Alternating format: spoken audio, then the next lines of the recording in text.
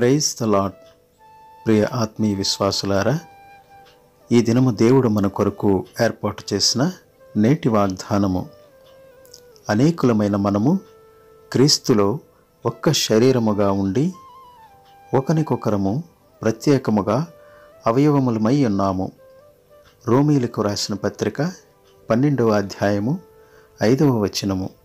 సహోదరి సహోదరులారా, శరీరం ఒకటే అయినా దానికి అనేక అవయవాలు ఉన్నాయి.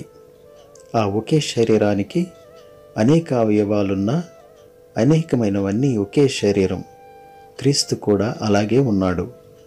ఎలాగంటే మనం యూదులమైన, గ్రీసు దేశస్థులమైనా సరే, బానిసలమైన, స్వతంత్రులమైనా సరే, మనమంతా ఒకే ఆత్మలో ఒకే శరీరంలోకి బాప్తిస్మం పొందాం.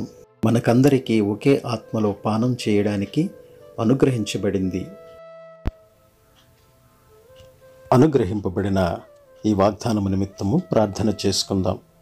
మహాపరిశుద్ధుడా, మా ప్రియ పరలోకపు తండ్రి, నీవిచ్చిన ఈ వాగ్దానమును బట్టి నీకు వేలాది స్తోత్రములు, వందనములు. మా ప్రభు, నీ వాగ్దానములో మీరు వెల్లడి చేసినట్లుగా తండ్రి, మేము అందరము కూడా నీ యొక్క శరీరములో వేరు భాగాలుగా మేము ఉన్నవారము. తండ్రి, క్రీస్తు అనే శరీరములో మేమందరము కూడా అవయవములమై ఉన్నామని మీరు సెలవిస్తున్నారు.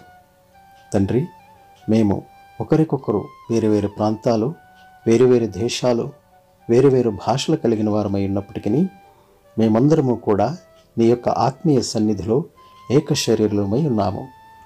తండ్రి, మాలో అనేక మంది రాయబారులుగాను, మరి తండ్రి ప్రవక్తలుగాను, ఉపదేశకులుగాను, అద్భుతాలు చేసేవారుగాను, రోగాలను బాగు చేసే కృపావరాలు గలవారుగాను, తండ్రి నాయకత్వం వహించగలిగేవారుగాను, నానా భాషలు మాట్లాడగలిగేవారుగాను ఉన్నను కూడా తండ్రి నాయన, మేమందరము తండ్రి నీ శరీరంలో అవయవములమై ఉన్నామని మీ వాగ్దానం ద్వారా సెలవిస్తున్నారు.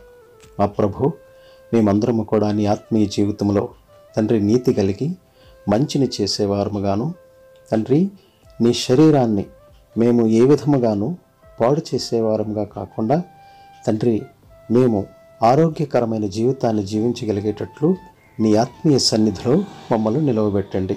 తండ్రి, మరి నాయన, మమ్మల్ని అందరినీ కూడా నీ కృపా కాపుదలతో నింపి నడిపించమని యేసు నామమున అడిగి వేడుకుంటున్నాం తండ్రి. ఆమెన్.